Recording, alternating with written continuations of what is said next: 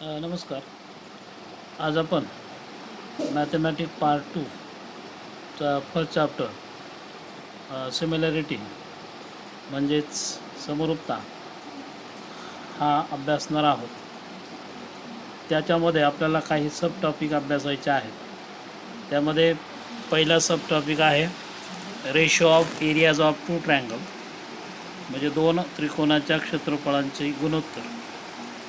त्यानंतर basic proportionality theorem म्हणजे प्रमाणाचे मूलभूत प्रमेय, आणि converse of basic proportionality theorem म्हणजे प्रमाणाच्या मूलभूत प्रमेयाचा व्यत्यास. त्यानंतर आपण अभ्यासणार आहोत test of similarity of triangle म्हणजेच त्रिकोण समरूपतेच्या कसोट्या. त्यानंतर आपण अभ्यासणार आहोत property of an angle bisector of triangle म्हणजे त्रिकोणाच्या कोनदुभाजकाचे प्रमेय. त्यानंतर आपण अभ्यासणार आहोत the ratio of the intercept made on the transversal by 3 parallel lines म्हणजेच 3 समांतर रेषांमुळे छेदिकेवरील आंतरछेदांच्या गुणोत्तराचा गुणधर्म. आणि त्यानंतर आपण अभ्यासणार आहोत property of areas of similar triangle म्हणजे समरूप त्रिकोणाच्या क्षेत्रफळाचे गुणोत्तराचा गुणधर्म. तर प्रथम आपण पहिला घटक first sub unit ratio of areas of two triangle बघू, म्हणजेच दोन त्रिकोणाच्या क्षेत्रफळाचे गुणोत्तर. तर थेरम काय आहे? तर थेरम आहे किंवा प्रमेय आहे the ratio of the areas of two triangle is equal to the ratio of the product of their bases and corresponding heights. म्हणजेच दोन त्रिकोणाच्या क्षेत्रफळांचे गुणोत्तर हे त्यांच्या पाया आणि संगत उंची यांच्या गुणाकाराच्या गुणोत्तरा इतके असते. मग त्यासाठी आपण दोन त्रिकोण या ठिकाणी घेऊ. Consider two triangle A B C and triangle P Q R. In triangle P A B C AD is a height and in triangle PQR PS is a height. Now given म्हणजे पक्ष. तर यामध्ये पक्ष आहे in triangle ABC segment AD perpendicular side BC and in triangle PQR segment PS perpendicular side QR. and to prove म्हणजे साध्य area of triangle ABC upon area of triangle PQR is equal to BC into AD upon QR into PS. म्हणजेच त्रिकोण ABC आणि त्रिकोण PQR यांच्या क्षेत्रफळांचे गुणोत्तर बरोबर BC हा ABCचा पाया गुणिले AD ABCची उंची छेद QR म्हणजे PQRचा पाया गुणिले PS PQRची उंची. आता हे प्रूफ कसं करायचं आहे? हे सिद्ध करायचं आहे. माझा प्रूफमध्ये सिद्धतामध्ये वी नो दॅट म्हणजे आपल्याला माहीत आहे area of triangle is equal to 1/2 into base into height. म्हणजे त्रिकोणाच्या क्षेत्रफळाचं गुणोत्तर क्षेत्रफळ बरोबर 1/2 गुणिले पाया गुणिले उंची. मग या सूत्राचा उपयोग करून आपण त्रिकोण ABCचे क्षेत्रफळ मांडू. तर त्रिकोण ABCचं क्षेत्रफळ काय होईल? एरिया ऑफ त्रिकोण ABC is equal to 1/2 into BC is a base into AD is height. म्हणून त्रिकोण ABCचे क्षेत्रफळ बरोबर 1/2 पाया गुणिले उंची. पाया BC आणि AD उंची म्हणजे क्षेत्रफळ आपल्याला मिळेल त्रिकोण एरिया ऑफ त्रिकोण ABC is equal to 1/2 into BC into AD. त्याचप्रमाणे एरिया ऑफ त्रिकोण PQR is equal to 1/2 into QR into PS. QR त्याचा पाया, PS त्याची उंची. आणि मग फ्रॉम इक्वेशन 1 and 2 1 आणि 2 वरून 1 आणि 2चं काय घ्यायचं आपल्याला? गुणोत्तर घ्यायचं आहे. मग आता गुणोत्तर घेतलं एरिया ऑफ त्रिकोण ABC छेद एरिया ऑफ त्रिकोण PQR बरोबर 1/2 into BC into AD upon 1/2 into QR into PS. म्हणजेच त्रिकोण ए बी सीच्या क्षेत्रफळ आणि त्रिकोण पी क्यू आरचं क्षेत्रफळ यांचं गुणोत्तर 1/2 गुणिले बी सी गुणिले ए डी छेद 1/2 गुणिले क्यू आर गुणिले पी एस. आता काय होईल, 1/2 कॅन्सल होईल, म्हणजेच काय येईल, एरिया ऑफ त्रिकोण A B C upon area of त्रिकोण P Q R is equal to B C into A D upon Q R into P S. Hence याच प्रकारे आपण the ratio of the areas of two triangle is equal to the ratio of the product of their bases and corresponding heights. म्हणजेच आपल्याला दोन त्रिकोणाच्या क्षेत्रफळाचं गुणोत्तर काय मिळालं, पाया गुणिले उंची पहिल्या त्रिकोणाची छेद पाया गुणिले उंची दुसऱ्या त्रिकोणाची. म्हणजे थोडक्यात काय, दोन त्रिकोणाच्या क्षेत्रफळाचं गुणोत्तर हे त्यांच्या पाया आणि संगत उंची यांच्या गुणाकाराच्या गुणोत्तरा इतके आहे.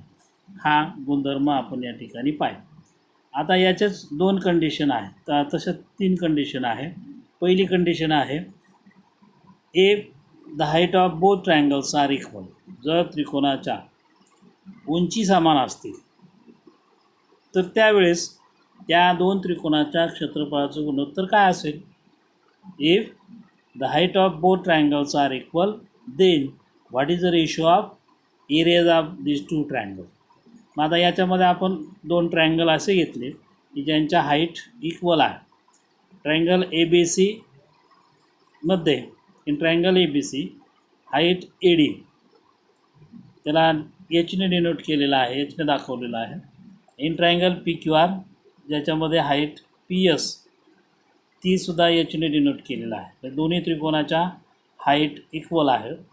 मग अशा वेळेस त्या दोन त्रिकोणाच्या क्षेत्रफळाचं गुणोत्तर काय होईल, तर आपल्याला माहिती आहे, आपण याच्या अगोदरच प्रॉपर्टी पाहिली, property of ratio of areas of two triangle. काय ती प्रॉपर्टी आहे, the ratio of areas of two triangle is equal to the ratio of product of their bases and corresponding heights. मग त्याचा उपयोग करून इथे आपण दोन त्रिकोणाच्या क्षेत्रफळाचं गुणोत्तर मांडलं. एरिया ऑफ त्रिकोण A B C upon area of त्रिकोण P Q R is equal to base into height, that is BC into AD upon the base and height of triangle PQR, QR into PS. Now length of AD is H and length of PS is also H. मग आपण तो H टाकला तिथे, मग आपल्याला मिळालं area of त्रिकोण A B C upon area of त्रिकोण P Q R is equal to B C into H Q R into H upon Q R into H. मग एच एच कॅन्सल होईल, म्हणजे आपल्याला त्या दोन त्रिकोण क्षेत्रफळाचं गुणोत्तर काय मिळालं, एरिया ऑफ त्रिकोण A B C upon area of त्रिकोण P Q R is equal to B C upon Q R. म्हणजे बी सी हा पहिल्या त्रिकोणाचा पाया आणि क्यू आर दुसऱ्या त्रिकोणाचा पाया. म्हणजेच आपल्याला काय मिळालं, the ratio of the areas of two triangle with equal heights. जर त्या दोन त्रिकोणाच्या उंची समान असेल तर त्यांचा जो रेशो आहे is equal to the ratio of their corresponding bases. म्हणजे त्यांचा जो रेशो येतो तो काय मिळतो, त्यांच्या पायांच्या गुणोत्तरा इतका. आता second condition, if the bases of both triangles are equal. म्हणजे जर दोन त्रिकोणाच्या बेसेस समान असतील किंवा एकच असतील तर त्यावेळेस त्यांच्या क्षेत्रफळाचं गुणोत्तर काय. If the bases of both triangles are equal then what about the ratio of their areas. मग आता आपण या ठिकाणी त्रिकोण ए बी सी घेतला ज्याची उंची ए डी आहे, आणि दुसरा एक त्रिकोण घेतला बी एफ सी ज्याची उंची ई एफ आहे. परंतु या दोन्हीही त्रिकोणाचा जो पाया आहे तो इक्वल आहे, सेम आहे. कोणता, बी सी. तर या दोन्ही त्रिकोणाचा पाया बी सी इक्वल आहे, सेम आहे. मग आपल्याला माहीत आहे की if two triangles are given then, म्हणजेच the ratio of their areas, that is area of triangle A B C upon area of triangle B F C is equal to the ratio of products of bases and their corresponding heights. म्हणजेच आपल्याला मिळेल काय मिळेल, area of triangle A B C upon area of triangle B F C is equal to B C into A D म्हणजे पहिल्यात ABCचा पाया गुणिले उंची छेद BFC या त्रिकोणाचा पाया BC गुणिले उंची EF. आता BC काय होईल? कॅन्सल होईल. म्हणजेच एरिया ऑफ त्रिकोण ABC छेद एरिया ऑफ त्रिकोण PQR काय मिळेल आपल्याला? AD upon EF. AD छेद EF. म्हणजे जेव्हा बेसिस सेम असतील, इक्वल असतील, तेव्हा त्या दोन त्रिकोणाच्या क्षेत्रफळांची गुणोत्तर आपल्याला काय म्हणतात? त्यांच्या उंचीच्या गुणोत्तराइतकं. म्हणजेच आपल्याला प्रॉपर्टी काय मिळाली? The ratio of the areas of two triangle with equal or same bases is equal to the ratio of their corresponding heights. म्हणजेच जर दोन त्रिकोणाची पाया समान असेल किंवा एकच असेल तर त्यांच्या क्षेत्रफळाचं गुणोत्तर हे त्यांच्या संगत पायांच्या गुणोत्तराइतकं असतं. आता ही झाली सेकंड कंडिशन. मग आता तिसरी जी कंडिशन आहे ती काय आहे? If bases and heights are equal of both triangle, then the ratio of areas of these two triangles is 1. Base into height upon base into height. Base are equal, heights are equal. Then base get cancel, height get cancel. Therefore त्या दोन त्रिकोणाच्या क्षेत्रफळाचे गुणोत्तर काय असेल? 1 असेल. म्हणजेच जेव्हा त्या दोन त्रिकोणाचा पाया समान असेल, उंची समान असेल, तेव्हा त्यांच्या क्षेत्रफळाचं गुणोत्तर हे 1 असतं. म्हणजे दोन्हीही त्रिकोणाची क्षेत्रफळे समान असतात. मग आता ह्या जे आपण आत्ता अभ्यासलेलं आहे त्याच्यावर आधारित आपल्याला काही एक्झाम्पल बघायचे आहे. तर त्याच्यामध्ये प्रॅक्टिस सेट 1.1 मधलं आपण एक एक्झाम्पल घेतलेलं आहे. पहिले एक्झाम्पल आहे base of triangle is 9 and height is 5. म्हणजे एका त्रिकोणाचा पाया 9 आहे आणि उंची 5 आहे. Base of another triangle is 10. म्हणजे दुसऱ्या त्रिकोणाचा बेस पाया 10 आणि height 6. Height is 6.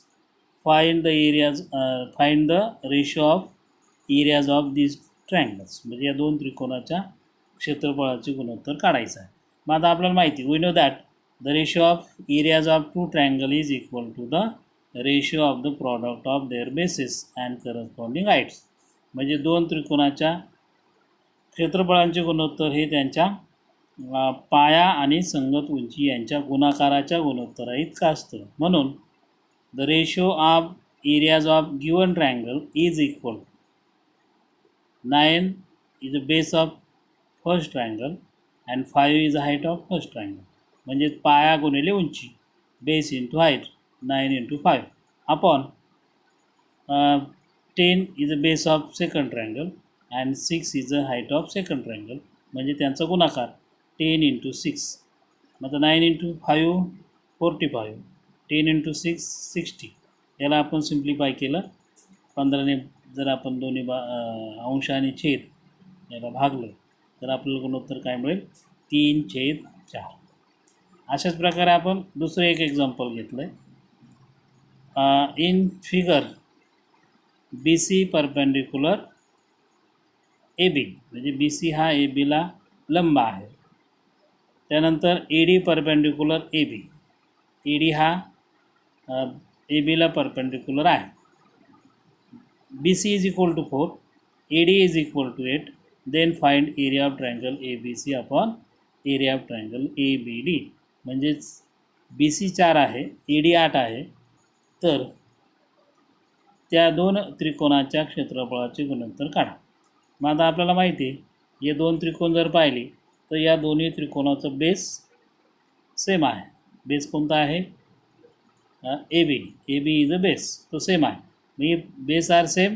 Then the ratio of areas of both triangle is equal to the ratio of corresponding heights. मग आता इथे एरिया ऑफ ट्रायंगल ABC छेद area of triangle ABD is equal to height BC upon AD. म्हणजे त्याला आपण कारण दिलं bases are equal, hence areas proportional to height. म्हणजे बेस जर सेम असेल तर त्यांचं एरिया काय असतो? हाईटशी प्रमाणात असतो. मग आता बी सी आपल्याला 4 दिला आहे, ए डी 8 दिलेला आहे. 4/8 इज इक्वल टू 1/2. म्हणजेच area of triangle A B C upon area of triangle A B D is equal to 1/2. Then हे एक्झाम्पल जर तुम्हाला समजले असतील तर आपण काय करायचं आहे, solve remaining example of practice set 1.1.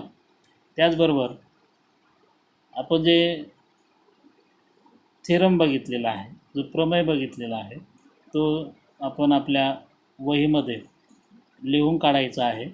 त्याच्या कंडिशन आपण लिहायच्या आहेत. त्याचबरोबर आपण एक्झाम्पल प्रॅक्टिस सेट 1.1 मधले सोडवायचे आहेत. धन्यवाद.